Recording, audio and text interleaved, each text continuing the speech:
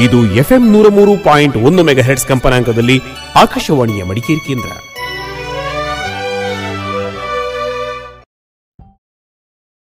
ಆಕಾಶವಾಣಿ ಚಿಂತನ. ಪ್ರಸ್ತುತಿ ಡಾಕ್ಟರ್ ಕೋರನ ಸರಸ್ವತಿ ಪ್ರಕಾಶ್. ಮೈಲಿಗಲ್ಲು ಮಾರ್ಗದರ್ಶನ ಮಾಡಬಹುದಲ್ಲದೆ ನಿನ್ನ ಸಹಚರನಾಗಬಲ್ಲುದೇ ಮಾನವ.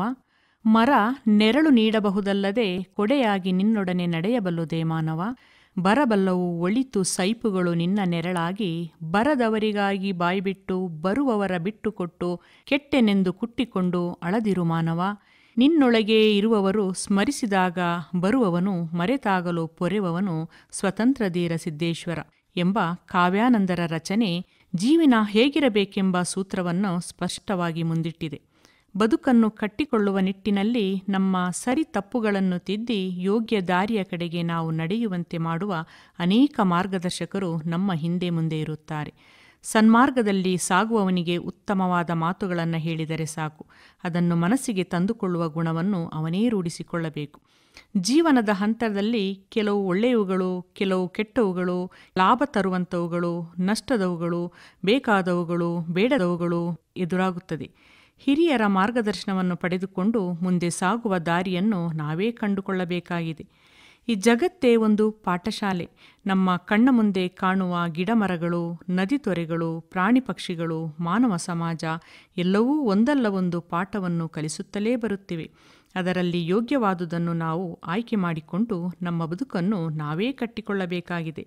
ರಸ್ತೆ ಬದಿಯಲ್ಲಿ ನೆಟ್ಟ ಮೈಲಿಗಲ್ಲು ನಾವು ತಲುಪಬೇಕಾದ ಸ್ಥಳಕ್ಕೆ ಹೋಗಬೇಕಾದ ಮಾರ್ಗದರ್ಶನವನ್ನು ಮಾಡುವುದಲ್ಲದೆ ನಮ್ಮ ಸಹಚರನಾಗಿ ಜೊತೆಗಾರನಾಗಿ ಬರುವುದಿಲ್ಲ. ಹಾಗೆಯೇ ಮರ ನೆರಳನ್ನು ಮರದಡಿಯಲ್ಲಿ ನಿಂತವರಿಗೆ ನೀಡುವುದಲ್ಲದೆ ಕೊಡೆಯಾಗಿ ಜೊತೆಯಲ್ಲಿ ಬರಲು ಸಾಧ್ಯವಿಲ್ಲ.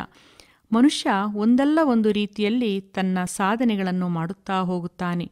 ನಮ್ಮ ಸುತ್ತಮುತ್ತ ನಾವು ಹಲವಾರು ಮಂದಿ ಪ್ರತಿಷ್ಠಿತರನ್ನು ಕಾಣುತ್ತೇವೆ. ಕೆಲವರಲ್ಲಿ ಜಗತ್ತಿನ ಬಗೆಗಿನ ನಿರೀಕ್ಷೆಗಳು ಬಹಳಷ್ಟು ಇರುತ್ತವೆ, ಕೆಲವರಲ್ಲಿ ತಾತ್ಸಾರವೂ ಇರುತ್ತದೆ. ಇವುಗಳಿಂದಾಗಿ ಅವರು ತಮ್ಮ ಮನಸ್ಸನ್ನು ಕೆಡಿಸುತ್ತಾರಲ್ಲದೆ ಜಗತ್ತಿಗೆ ಏನೂ ಮಾಡರು, ಏನೂ ಕೊಡರು. ಇದರ ಬದಲಿಗೆ ಒಬ್ಬ ಸಾಮಾನ್ಯ ವ್ಯಕ್ತಿಯು ಮುಗ್ಧ ಮನಸ್ಸಿನಿಂದ ಯಾವುದೇ ಪೂರ್ವಾಗ್ರಹ ಪೀಡಿತರಾಗದೆ ನೆಮ್ಮದಿಯ ಬದುಕನ್ನು ಬದುಕುತ್ತಿರುವುದನ್ನು ನಾವು ಕಾಣುತ್ತೇವೆ. ಈತನಲ್ಲಿ ವಿಪುಲವಾದ ಜೀವನ ಪ್ರೀತಿ ಇರುತ್ತದೆ. ಹೂತೋಟವೊಂದರಲ್ಲಿ ಕೆಲಸಗಾರರು ಕೆಲಸ ಮಾಡುತ್ತಿರುತ್ತಾರೆ. ಹೂಗಿಡಗಳಿಗೆ ಮಣ್ಣು ನೀರುಗಳನ್ನು ಹಾಕಿ ಅನಗತ್ಯ ಕಳೆಗಳನ್ನು ಕಿತ್ತು ಬುಡಕ್ಕೆ ಗೊಬ್ಬರವನ್ನು ಹಾಕಿ ಆರೈಕೆ ಮಾಡುತ್ತಿರುತ್ತಾರೆ. ಪ್ರತಿಫಲವಾಗಿ ಗಿಡಗಳು ಬೆಳೆಯುತ್ತಿರುತ್ತವೆ. ತೋಟಗಾರನು ಉದ್ಯಾನವನದ ಬೆಳವಣಿಗೆಯನ್ನು ಗಮನಿಸುವಾಗ ಕಳೆಗಿಡಗಳನ್ನು ನಾಶ ಮಾಡಿದುದನ್ನು, ಕೆಲವು ಗಿಡಗಳ ಅಸಮರ್ಪಕ ಬೆಳವಣಿಗೆಯ ಕೊಂಬೆರೆಂಬೆಗಳನ್ನು ಕಡಿದು ಹಾಕುವಾಗ ಗಿಡಗಳಿಗಾಗುವ ನೋವನ್ನು ತನ್ನ ನೋವೆಂದು ಎಣಿಸಲಾರ.